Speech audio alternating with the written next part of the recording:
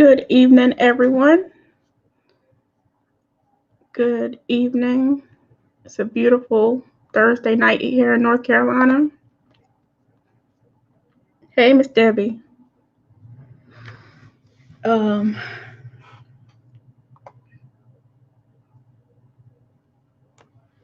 hope everybody's doing well with this virus and all that comes with it.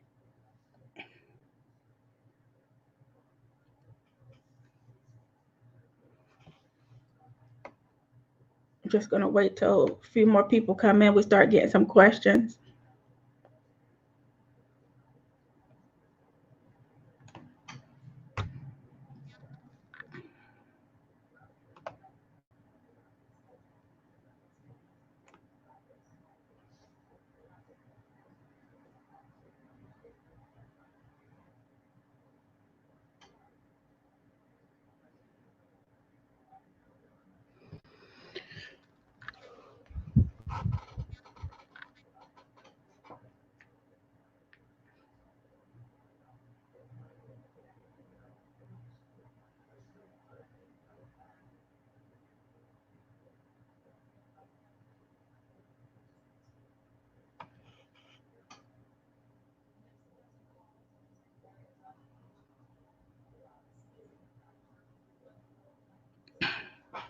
My family is great.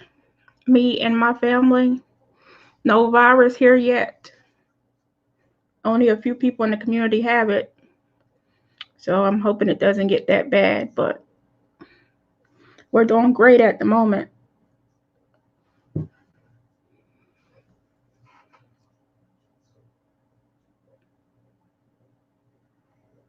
Okay, so you can go ahead and leave any questions that you have in the comments.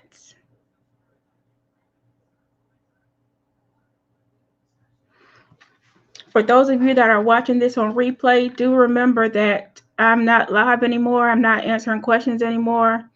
I'll probably see you on the next go round. But if you're watching this on replay, this is not live anymore.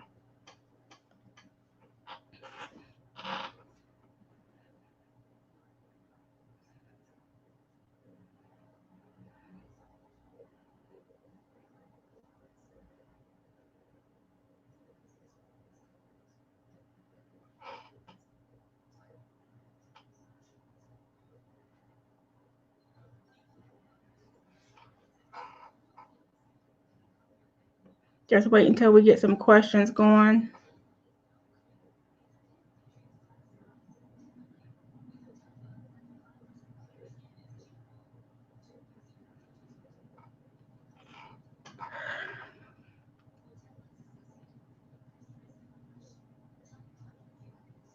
So it's an interesting week in VA world. The VA is still running, up and running. They're still processing claims. TMP exams are still going on. It's just that they've closed the regional office to the public. And so the public can't walk in for appointments anymore and things like that. But they are still processing claims. And I've had a lot of cases decided this week. So I guess they're getting some work done in the midst of this virus. One interesting thing is that the VA does have the ability for everybody to work remotely if necessary. They already have that set up, and they were testing it the other day just in case. So claim processors will be able to process from home and that type of thing.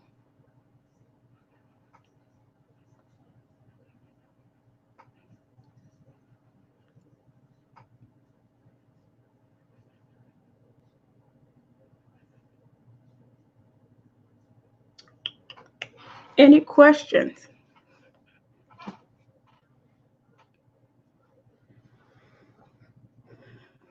How about the decision review?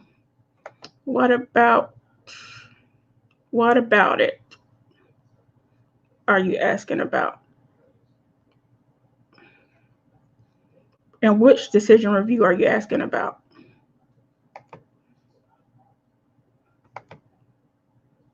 Supplemental claim. Okay, so a supplemental claim is a form of appeal now, and there's a very specific form for it. Make sure you use the right form for your claim. It's an interesting route to go because in most cases you have to provide new and relevant evidence in order for your supplemental claim to advance. Unless you're claiming something secondary, you have a new theory of service connection that was previously denied, then that automatically meets the standard according to the VA compensation service. And so make sure what supplemental claims you're submitting new or relevant evidence, or they're going to shoot it right back to you. It's going to get closed real fast. The VA hasn't defined relevant very well, and so I'm sure that will be decided in court cases to come. But supplemental claim is a good way to go if you have new and relevant evidence.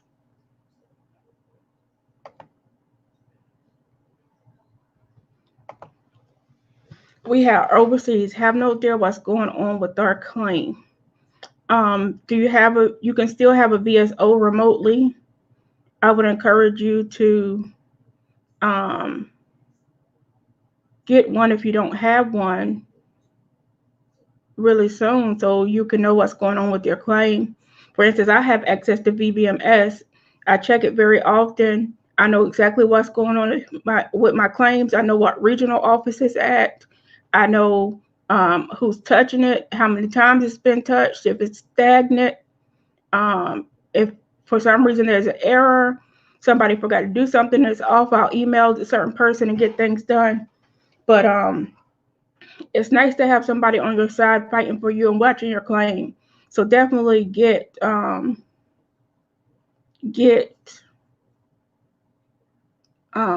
representative if you don't have one. No delays, right? I don't believe there are any delays right now. They haven't announced any. I'm sure there's some people teleworking probably already, but if they haven't announced it to anybody, if they are. How fast? It's only been a month. I assume you're talking about the supplemental claim. They're taking about 3 to 5 months right now.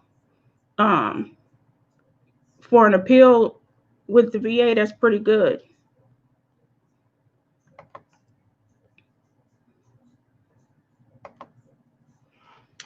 Awesome. I have a question. I was denied a few months ago for my feet. I initially gave up, but I know that information was incorrect that was stated by the examiner. Also, I believe they lowballed on the migraines. I don't necessarily see the question, but if you believe something was clearly incorrect and the examination was a sham, take it to higher level review and argue your case. If you believe you are lowballed on migraines, you have two options. You have a lot of different options, but the most immediate ones are to file an appeal to get your evaluation raised, or you can just file for increase again. They'll give you another CNP exam. You'll probably see a different examiner, and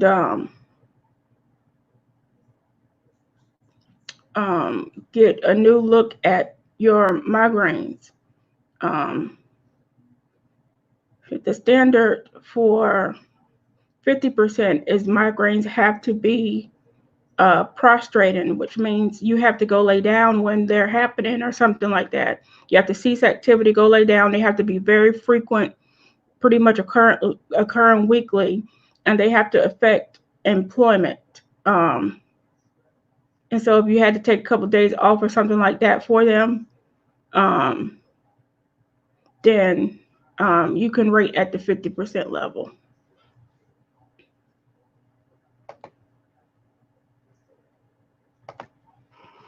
BVA claim remanded today, so frustrating.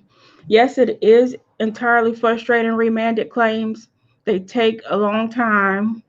But what I'm seeing lately is the exams are being scheduled pretty soon after the claim is remanded. It's just when the exam comes back, it takes them forever to rate the claim.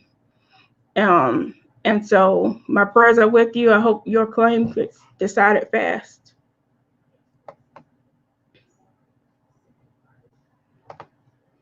What happens after a remanded claim? It depends on what it was remanded for. When there's a remand, the BVA gives specific instructions for the VA to follow, and sometimes they don't follow them. That's a good reason to appeal. But a remand is a set of instructions that the BVA, Board of Veterans Appeals, is sending back to the VA. And so they remand it, they give you new exams or give you specialist exams or whatever the problem was, they need to go fix it, and they make a decision. So it's almost like your claim starts all over again in the process.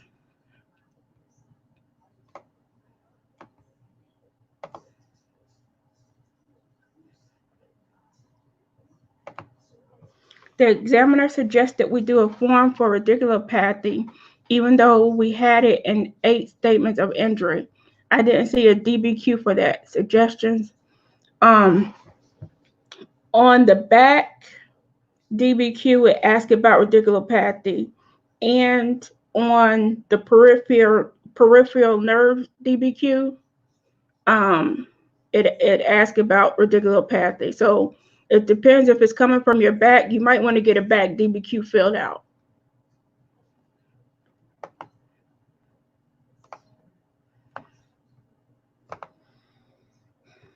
Have you experienced a decision review supplemental claim about a compensation issue? I was denied for my initial claim, but believed I should have been approved after all. Yes, I've had many supplemental claims at this point, probably over 100. And it depends on what you are claiming and what it was processed before, what the error was. Did you submit new and relevant evidence? That's the standard. I really need more information on that question. Denied for my initial claim, but I believe it should have been approved after all. Hopefully you eventually get it approved.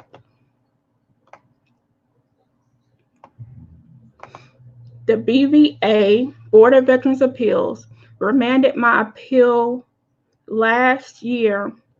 I went for CMP exams last month. What is the process? After that, once the CMP exams are returned to the VA by the examiner, then it just needs to be rated. But the queue for remands the lag time is really high.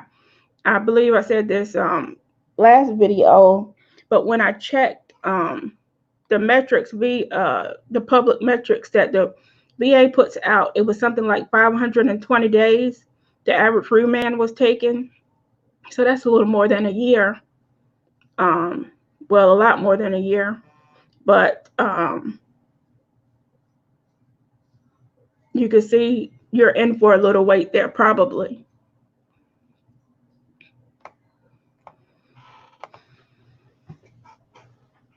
Was denied IU saying you can do sedentary work. What is considered sedentary if you have knee and feet issues when you have evidence showing arthritis in your feet and knees isn't better and mental rating stating differently working in the work setting? What are they looking for considering sedentary work? That's an interesting question. It really depends on the examiner you got and what they feel that you could do. It's very specific to the individual. And so they felt that at some level you could sit down and work or do some level of work still with your knees and feet, probably. They also probably asked the mental health examiner about whether you pretty much whether you were unemployable, and there has to be some type of answer. I would encourage you to get your exams and look at exactly what they say, what the examiner said, and that's what you're fighting against. And maybe provide some private outside opinions. Um, Vocational counselors are good for that, and of course doctors. But knees, feet, mental, I could see how, it would definitely affect your ability to work, and keep fighting it. If you know it's yours, if you know that you can't work, keep fighting for it. Also would, if you have any secondary claims you can claim, you might be able to get the permanent, 100% permanent in total without applying for IU. So that's another avenue too.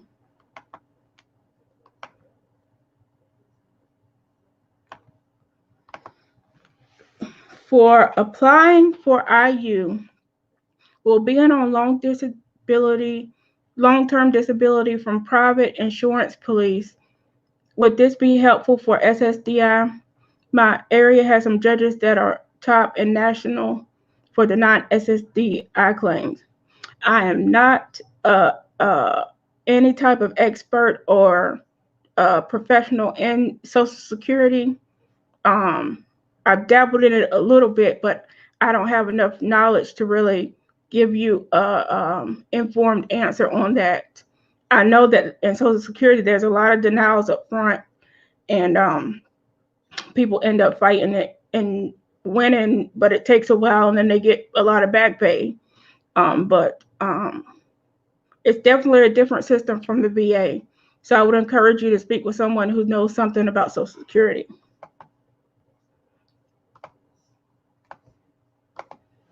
Are you available to assist with claims? I try to get on the board as much as I can, and answer questions and things like that. I take a lot of questions via inbox, and I try to get back with everybody. I prefer you keep them on the page so everybody can see the answer. But I try to help as much as possible with claims. Sleep apnea diagnosed 3 months after my separation. I requested for a test prior to my separation, but they did not grant me the test prior to separation. Now I'm rated after reopening my claim. How long has it been since you separated?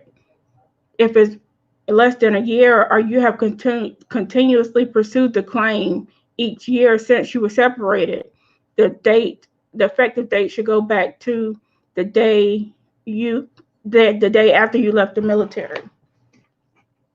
So definitely make sure that effective date is right. Are there service-connected disabilities for musculoskeletal that are rated at 0? Does that happen? Yes, it happens frequently, and it's underrated frequently, because what the law says is that painful motion of a joint has to have at least the minimum compensable rating. And so if your joints cause you pain, they should not be rated at 0. And you should probably put in for an increase. I've seen a lot of older claims where people got out in the 90s and they were just giving 0s for knees and feet and everything else. And the veteran never pursued it until, right now. And it's just, their body is a disaster, but they're still at 0 for a bunch of disabilities. I encourage you, as your disabilities worsen, to put in for an increase on those claims. But if you don't understand the system and understand how increases work and how the claim system works, get a representative, find a VSO, a claims agent or an attorney to help you navigate the process. That's if you can't do it yourself. A lot of veterans can do it themselves, but find somebody competent to help you through the claims process. And definitely put in when things worsen. I say that with the disclaimer that break-ins can be reduced. So that's why you want to make sure you have somebody competent on your side if you don't know the system yourself fighting for you, so you don't get reduced in the process. And don't just go automatically put in everything for an increase, because you might already be at the highest rating for something. For instance, for your feet, you might already be rated 50%, and there's not much more that can be done about feet. And so if you had your feet at 50 and your knees at 0, the only claim you would want to put in would be for your knees. So take that into consideration.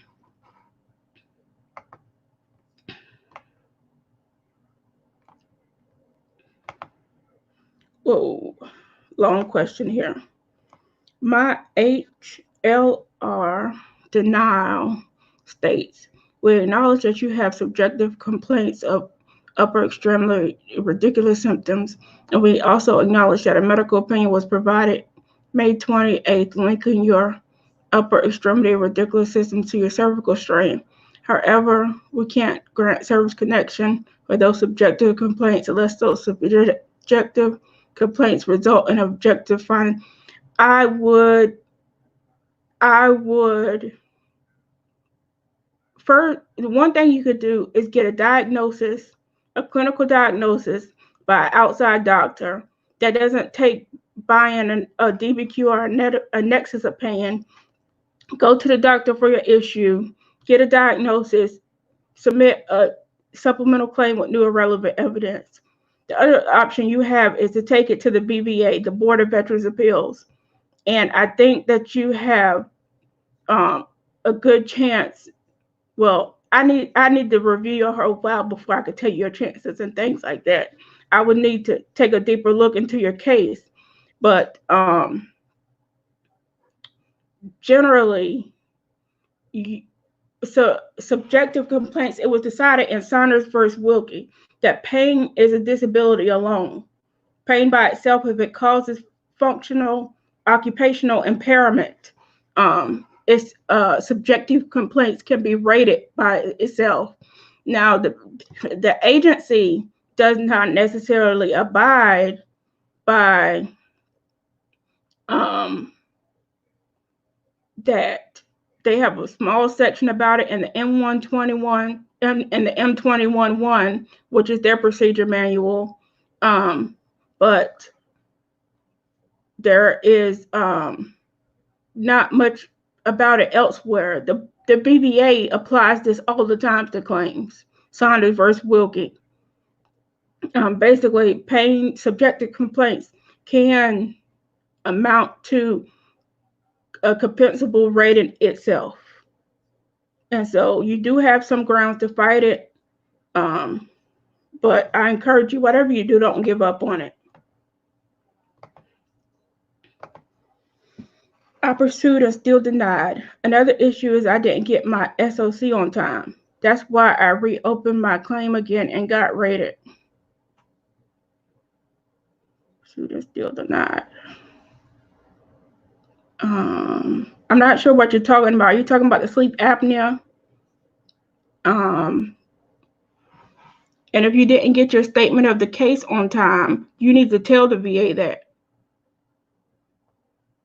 Sometimes they have lots of mailing errors and things like that. People aren't getting things on time or in a timely manner or in enough time to, you have 60 days from the date of the statement of the case to file a Form 9. If they send it to you on the 61st day, how are you going to file a Form 9? You could file for an extension or something like that for good cause.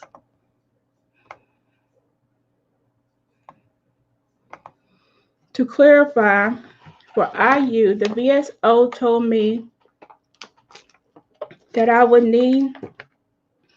be awarded IU when SS approved my Social Security approved my Social Security claim.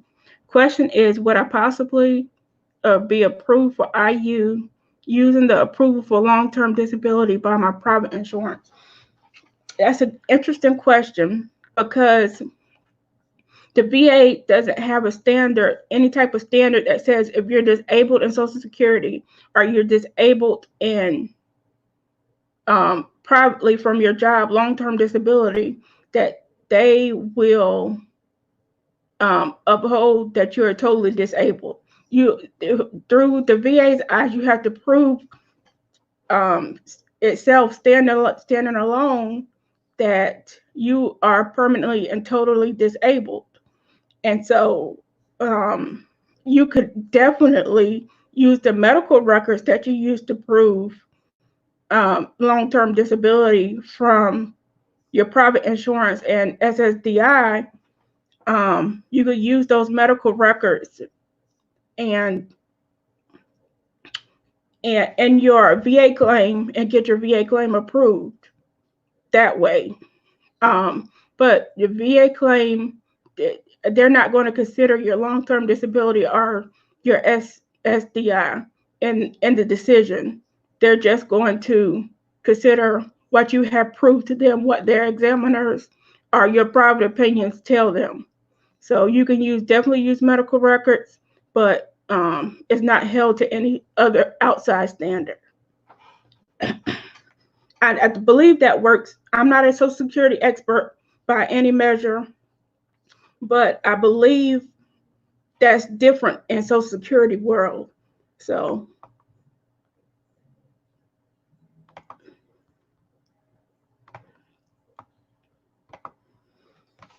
hello, ma'am. My sleep apnea case was denied. I submitted a DBQ and Nexus letter. I received the decision letter. It states that the DBQ did not suffice their requirements, and it was being denied due to the fact that a Nexus wasn't found. It seems as if they did not take my Nexus letter into consideration. How can I request for my Nexus letter to be considered? I would try a higher level review. I haven't reviewed your whole file. I don't have all the facts of your case. But from what you've told me, I would try to get somebody hired to look at it. And you ask for an informal conference, or your representative asked for an informal conference during the higher level review request, and talk to the rater or the decision review officer and tell them, exactly, I had a Nexus letter. There is a private Nexus opinion there. What wasn't considered? I'm supposed to be given the benefit of the doubt. Definitely, there are some arguments you can make in your favor at a higher level.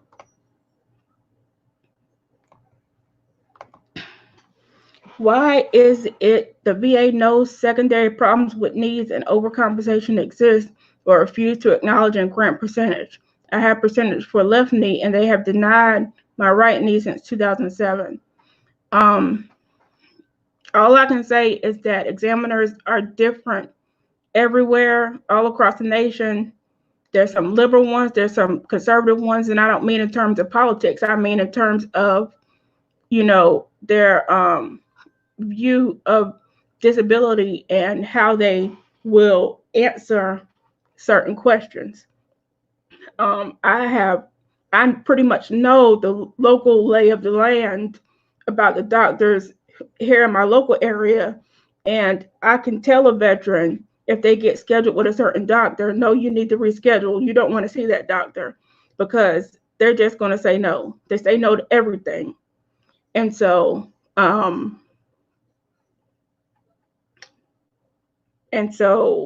you might have to get an outside opinion if the VA keeps denying it. You might have to go get a private opinion or a Nexus letter and have that be the connection. If you have an outside orthopedic doctor, ask them if they might write it.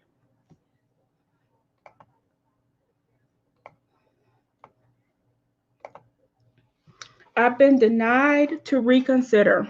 They keep saying they did send out my statement of the case on time when I never got it at all. the way I found out was my VSO has a copy, but 60 days have passed. Oh, wow. I would definitely speak with your VSO and ask why they didn't follow Form 9 within 60 days. But you might want to try to, if it's not too far in the recent past, you might want to ask for an extension for good cause. You never got the statement of the case. Now, the VA has a rule that they presume, well, it's really law regulation. They presume that when something is mailed out, that it got to you. If they send it to the wrong address or something like that, and you could prove that you did not get it, it'd be a much easier road to toe for you. But do know, in terms of things being mailed out and the veteran receiving it, the law favors the VA.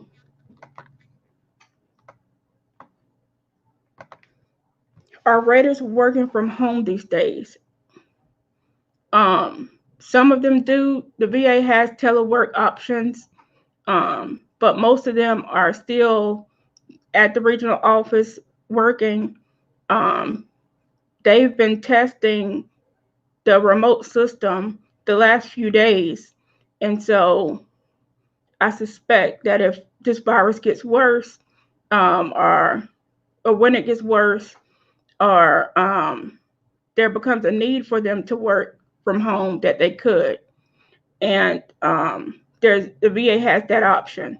And so claims wouldn't stop being processed. But these days, they're still in the regional office.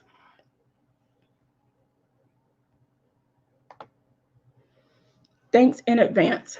If VA conducts a sleep study, finds you have obstructive sleep apnea, issues you a CPAP, and puts all this in your medical records, why do they still deny for sleep apnea? Because it has to be connected to service. If it wasn't in your service records, then you need to prove the nexus. It's incumbent on you to prove the nexus between your service and the sleep apnea. You need to get some statements from your wife or husband, your friends, your fellow military members that you were in with, buddy statements. And he snored real loud, she snored real loud.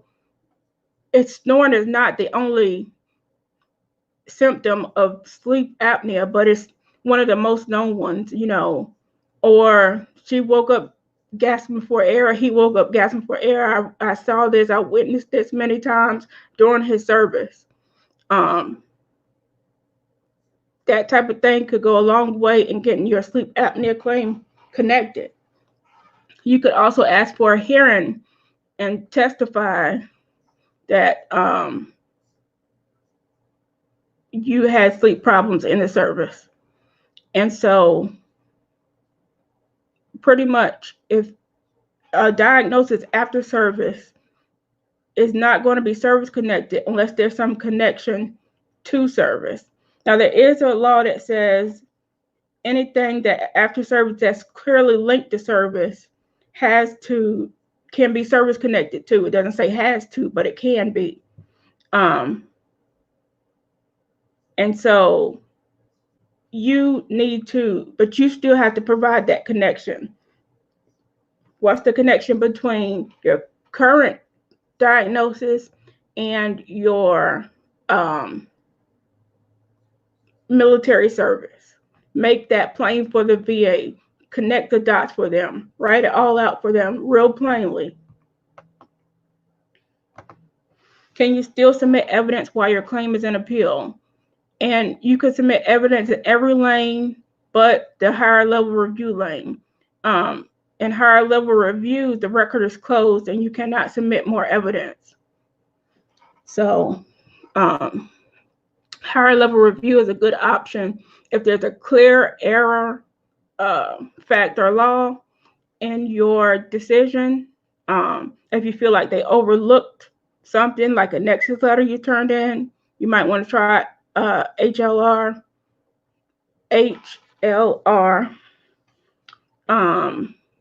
higher level review. But that's the only option where you can't submit more evidence to be considered. In the supplemental claim lane and at the board, you can still submit evidence. There is an option at the board these days for them to just go on the record. Under the new law, there's an option for you to go on the record and not submit any more evidence. But there also are options for you to submit new evidence, like you have 90 days to submit more evidence, or you can request a hearing and that you can submit evidence whenever you want to. So the BVA has lots of options, but pretty much HLR and that option that the BVA has that they go ahead and rate it without you sending anything else in are the two lanes that you can't submit evidence in. Everything else you can. VSO only told me to reopen the claim. Now rated, but I will not get my original date, which is my initial claim back in 2015. Now I was instructed by my VSO to file a decision review supplemental claim. Okay, the law on effective dates is real complicated. There are ins and outs, a lot of ins and outs of it, and there are certain instances where the VA will go back if it was continuously pursued every year. They should have granted you a date back in 2015. If not, then it's the date of claim. That's just the law. I mean, I'm sorry that your representative only told you to reopen the claim, but was that your representative back in 2015? Did they have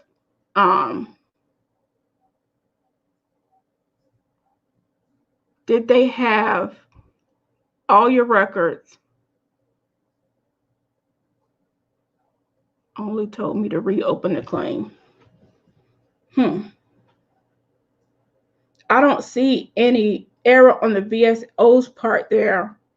If they told you to open a claim, if it was denied, they immediately told you to reopen the claim, and it was later granted. Then the only thing that's wrong is you have the wrong effective date. And so you have to tell me a little bit more about that. On remand with a positive CMP and a 14-page Nexus, what are they waiting for? It's been 14 months since the remand and 6 for the CMP and Nexus. They're waiting for somebody to basically touch it again. It's just sitting in the system in nowhere land. Basically, they have a national work queue now where things are sent to specific regional offices automatically almost, where depending on the workload of the regional office. And so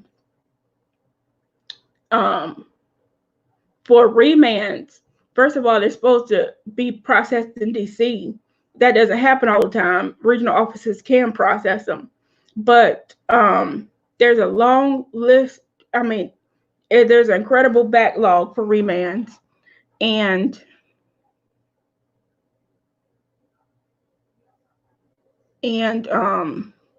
they just don't process them in a timely manner.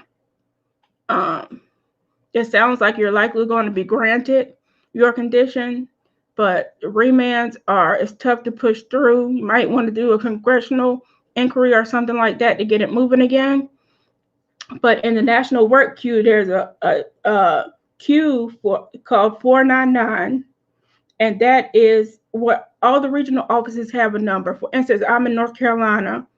My station is Winston-Salem Regional Office. Their number is 318. All the regional offices have a number. There's an option for nowhere land, which is 499. That's nowhere. It's just your claim is just sitting there and nobody has it. Nobody's touched it. They have a suspense date on it, which is when somebody was supposed to look at it again. But they're so behind that it just sits there and it lags and it lags and it lags. And so you want to get somebody on your side who can push that remand for that situation for you. I don't suggest, if you think it's going to be approved, you might not want to get an attorney or anything like that, because they're just going to get some of your money if we're basically doing nothing. But get a good VSO who has some connections and get that moving. That is a long time. And all I can say is there's what were remands.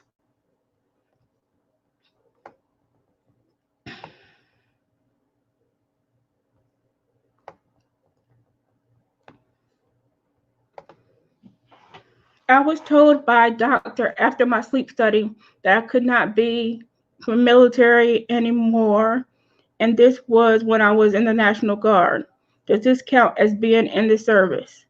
It depends on whether you were active for training at the time of your sleep issues in the National Guard. I can go more in detail of that after this video. I try to get back to your question, but there are specific situations for National Guard members in order for it to be service connected.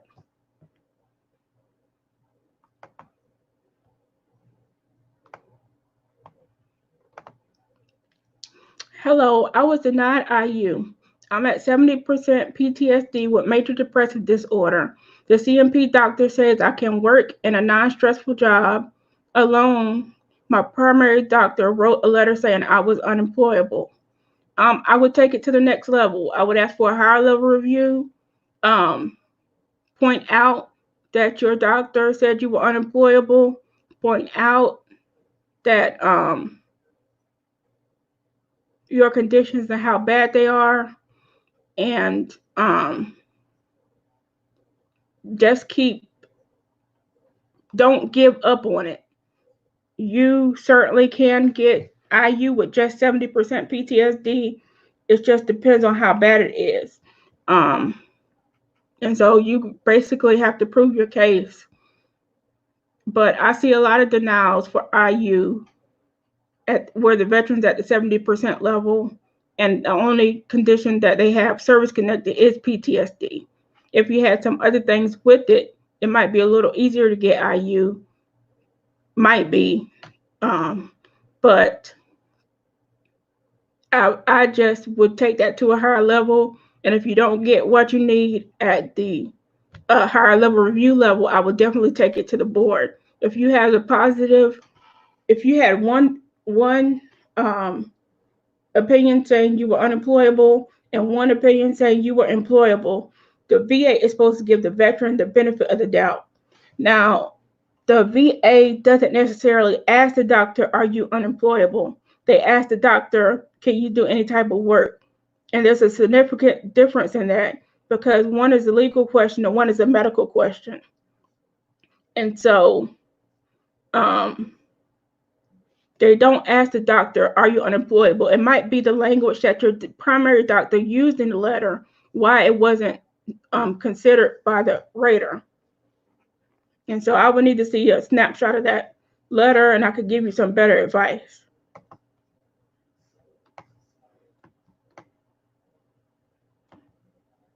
What is the average time for processing a supplemental claim? I would say right around 4 months. I was denied for PTSD claim when the VA did their PTSD screening and I qualify. Keep pushing that appeal, appeal, appeal. There are also other mental health conditions that might be easier to get service connected than PTSD. PTSD has its own standards that the law requires. And so there has to be the nexus. the connection to service. And I know you know that it happened in service, but you have to connect those dots for the VA. And if their examiner doesn't do it, then get a private examiner to do it. If you've already been diagnosed by the VA, the law does say that the VA has to diagnose PTSD first. And so in order for it to be rated. So if you have the diagnosis by the VA, you might want to get an outside Nexus letter or something like that.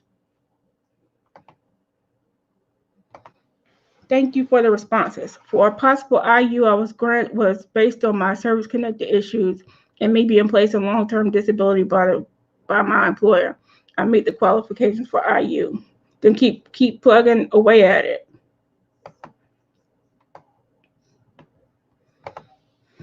I have been diagnosed with PTSD and I have sleep apnea. I got denied for sleep apnea. What will change? Will that change now that I have PTSD? And should I go on and file now? You could definitely put in a secondary claim for sleep apnea secondary to PTSD. I see various opinions on that. Some examiners say that that's a valid claim. Some examiners say there's no medical literature that connects the two.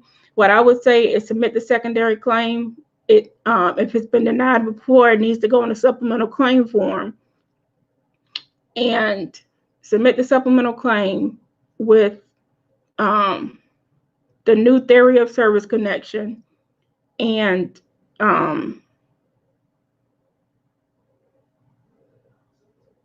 spell out for the VA what your theory of service connection is. Submit some medical literature with your claim so the doctor can't say there's no medical literature that says sleep apnea is connected to PTSD. Basically, do the homework for them. Can you explain why secondary claims are processed so much faster? Why it's easier to rate 55-year-old P&T than younger folks?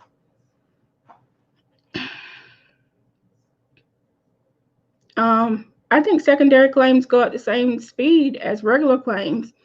Sometimes there's less conditions listed on a secondary claim, and that will make it go pretty fast. Like if you're only claiming one thing, they send you for a CMP, you keep going. But if you have to see multiple doctors and things like that, it might take a little extra time.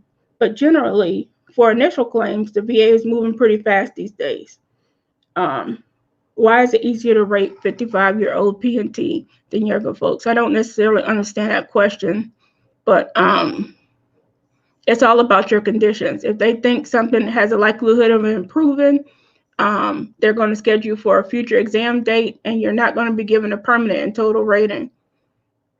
So, and that's at 100%. So I was denied my diabetes being secondary service connected.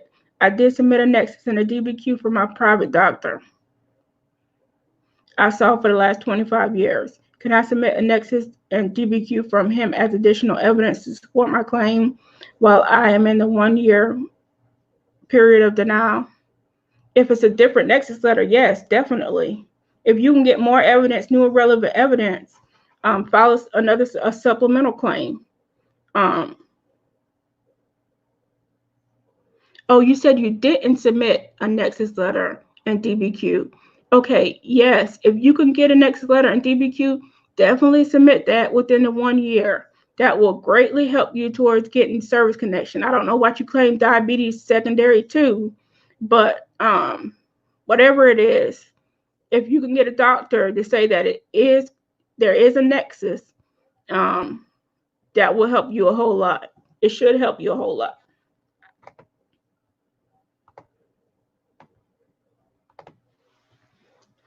At CMP exam, I did understand the question and didn't know the medical terminology for a question. I gave the examiner the wrong answer that could have hurt my claim. Is it possible to correct this in the appeal process? I would write a statement saying that you did not understand what the CMP examiner was asking and you gave the wrong answer. I think the easiest way to correct this in the appeal process is to ask for a hearing and testify that you answered something wrong, and you need to correct the record. But hearings extend appeals for a long time. They pretty much double the time to process an appeal. So a lot of people don't like asking for hearings, but if you feel like you need to correct the record and you feel like that one specific answer did your whole claim in, then pursue it. Pursue getting it corrected and straightened out. Pursue trying to get another CMP exam. I don't know all the facts of your case, but given what you told me, that's what I would advise.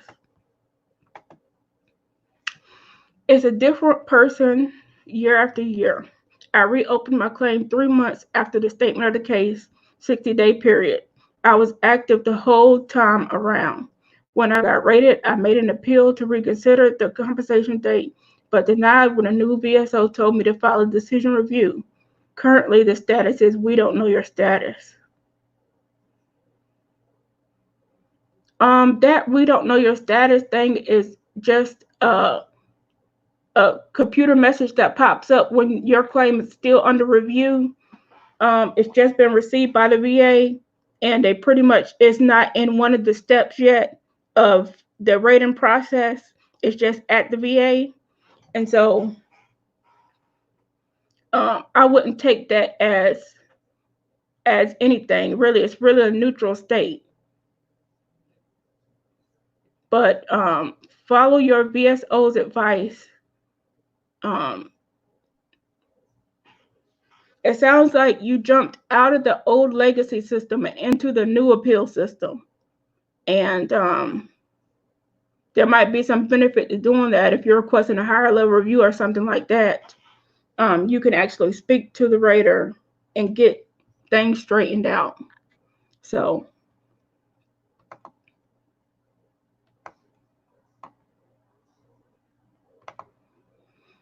I had my CMP exam 2 weeks after filing my claim for increase. Do you think the claim will continue to move along fast? It should. There shouldn't be nothing to hamper it. I was denied sinusitis, not service connected, and recently filed a supplemental with the Nexus letter. Now they set up a CMP. So does this mean they will dismiss the Nexus letter? No, they should still weigh it with the rating when it comes time to rate the claim. But somebody saw something that was missing maybe with the if you just submitted a Nexus letter and then submit a DBQ with it, then they need a CMP exam to rate to know the level of severity of your condition.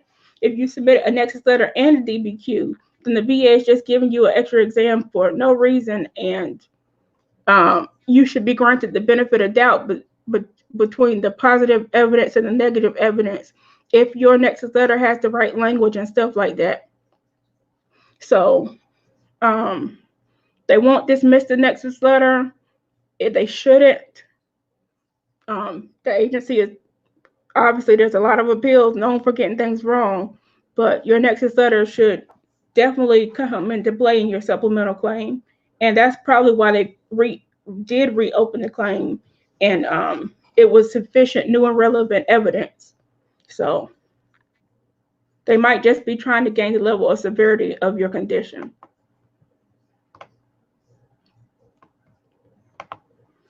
I'm 70% PTSD and major depression with the VA CMP exam that says I'm unemployable for IU. I had a job but no longer working.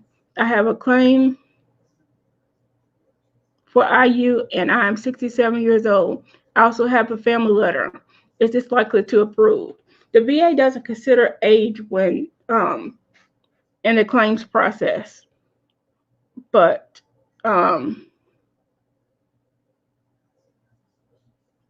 I mean, it's all up to the examiner. if the exam says you're unemployable, then it's likely to be improved, especially if the CMP exam said that. The family letter will help. Any evidence you can gather that you're unemployable will help you. And so the more evidence you have, the more likely it is to be approved. I refiled claims as secondary, but when I look on benefits, it says increase instead of secondary or new. Is there a way to correct that on the VA level?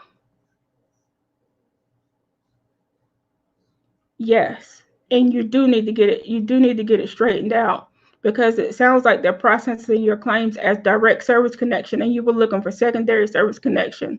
Hopefully you put the secondary service connection on the right form, or which if it's a new claim should have been on the 526 EZ form, the original application for compensation. If you were going back on something that has been denied before, then it needs to go on a supplemental claim form.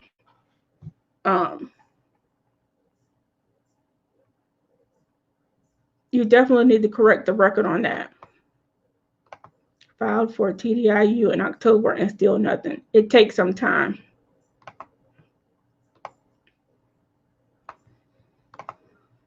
After rate increase,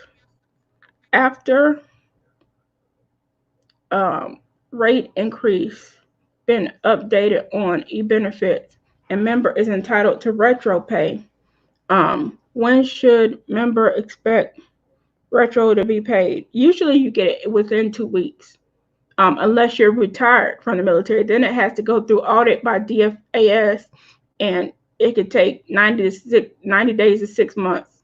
It shouldn't take that long, but sometimes it does. So if you're retired, it's going to take a longer period to get your retro, but if you're not, you should get your back pay within 2 weeks.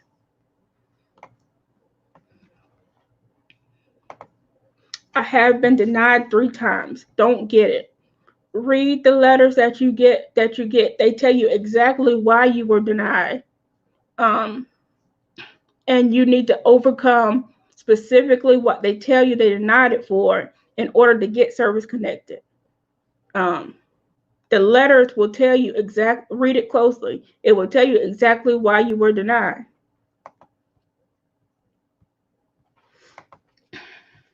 So when you receive copies of progress notes and the DBQ show your results, doesn't that go into your records? Isn't that what they go through to make a decision?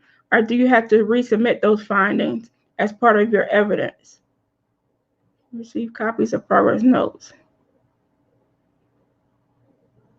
If it was done by the VA, yes, it's already in your records, and they should consider it when making the decision. You shouldn't have to resubmit it. The VA, when you file a claim, the VA is going to pull all your VA treatment records and any records that you point out to them. They always send, sometimes not always, they send a general medical information release, and they're asking for your private doctor's evidence and things like that. If you tell them that there's evidence there. And so you shouldn't have to resubmit. But if you feel like something has not been looked at or something is going to get overlooked, get just that DBQ, highlight it for the writer, and send it in so it sticks out as its own piece of evidence. That might help. Who is the writer? Why would I contact them? Should my VSO contact them, or should I? The writer is the person that makes the decision, that makes the first decision on your claim. And so there's really no need for you to contact them unless you're doing a higher level review and you don't have representation. Your VSO should know how to get through their contacts at the VA. The VSOs have electronic access to your record. They can see who's specifically has your claim, who's touching your record, and contact them, or the VA has a phone line specifically for VSOs to call and get issues through. And so let your VSO do the heavy lifting.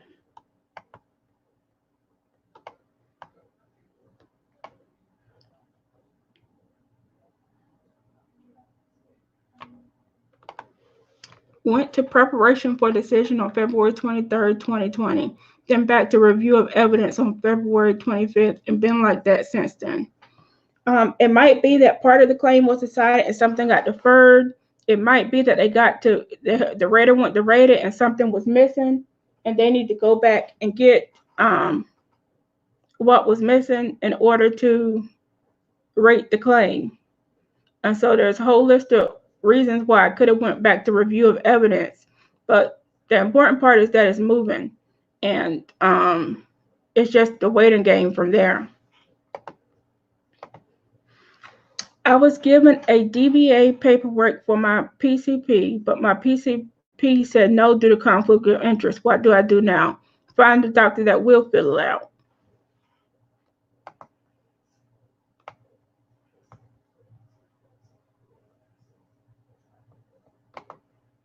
Hi, Carmella. Do you help submit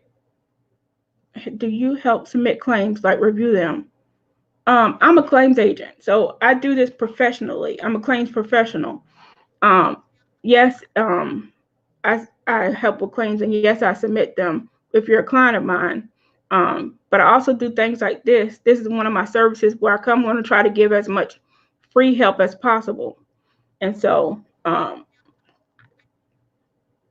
yes, I do help submit claims. Can I file for PTSD as secondary from my TBI service connection? Yes, you can.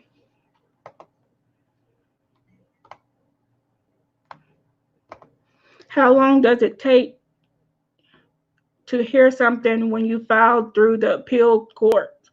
It's going to take a while. If you're at the court level, Court of Veterans Appeals, it's going to take a while. I would ask your lawyer or hopefully your representative or VSO for a specific time frame.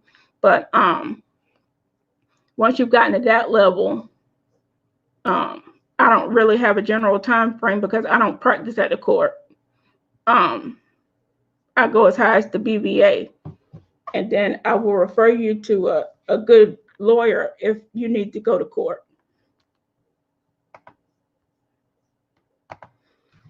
What is the best way to request your C-file? The fastest way to get your C-file is to get a representative that has electronic access to VBMS and eFolder Express. They can download your C-file for you and send it to you. I do it for my clients all the time. I responded to this statement of case disproving their decision, showing that they made unmistakable errors. Will this reverse the decision? If they agree with the clear and unmistakable errors, yes, it will reverse the decision. Clear and unmistakable error is a high standard. It's a high legal standard. It has to be provable to the degree that no two minds would think differently upon first look at it. And so it can't just be a difference of opinion. That's not a clear and unmistakable error. And so you just have to wait for the decision on your clear and unmistakable error to see if they'll reverse it. They should issue you a supplemental statement of the case in that instance too.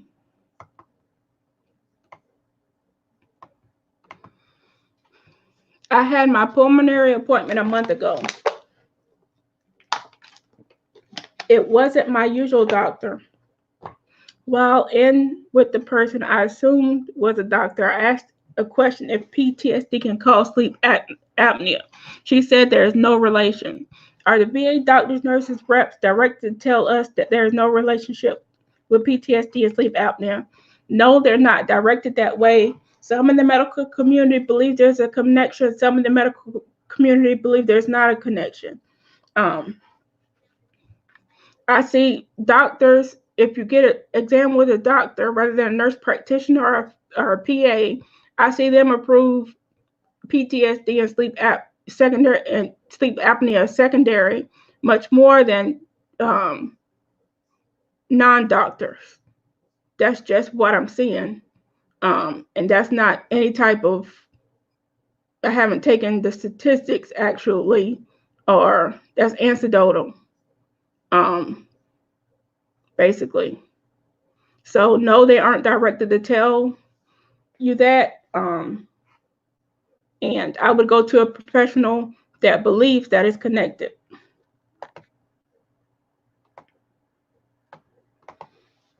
Who could help clarify a decision letter, like granted for one element of sinus but not granted for sinusitis? A VSO, claims agent, attorney, you need somebody to represent you. Ask your questions in the group. There's lots of great people in here who would gladly answer your questions. And that's one way that you can clarify a decision letter. But definitely get a representative of VSO, somebody in your corner. They can explain it probably a little bit better than you can interpret it yourself. I have a legacy VBA since November 18, which part was remanded to doctors to explain why SC female issues did not cause post-hysterectomy. Recently called RO, and they said it was under review since December 19. How much longer should this be under review before going back to the board? I'm not sure. It's probably going to be a while. Remands take a long time. They're trying to hurry them up. They've created a specific place in DC for them to be processed, but it's just not going really fast these days. The average time is like 500 days. So I'm waiting on my VBA decision. The claims are over 4 years old. That's ridiculous. If this is an initial claim and not an appeal, you need to get a representative. You need to get the bottom of why your claims have taken 4 years. That's ridiculous these days. I have a client that came to me and she thought she had filed a claim a year ago, but it turns out she had just written what she wanted to claim on a statement and supportive claim, statement and support statement and supportive claim. And as she was still trying to use the old way of submitting an informal claim rather than the new way, which says that a claim has to be on a prescribed form. So she thought she had submitted a claim a year ago, but she actually hadn't. And so you also want to make sure that they actually have your claims. It hasn't been lost or anything like that.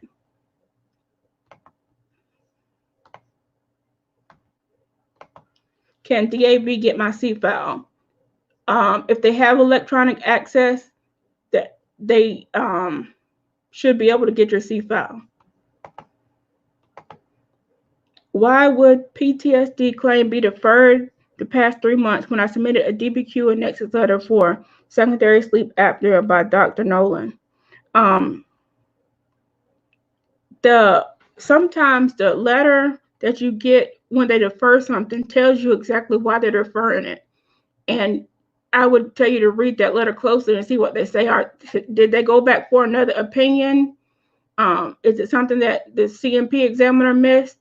Or is there something that they feel needed to be added to Dr. Nolan's opinion? For some reason, they felt like they couldn't make a decision. And so, or they needed something else. And so it was deferred. There's a whole list of reasons why it could have been deferred. Somebody could have forgot to do something on the front end of the claim, and that it has to go back through the process. So there's a number of reasons for that. And that's all, folks. Thank you for sticking around with me. I wish you the best in your claims, and stay safe from this virus. Do take it seriously, and keep your family safe. Y'all be blessed.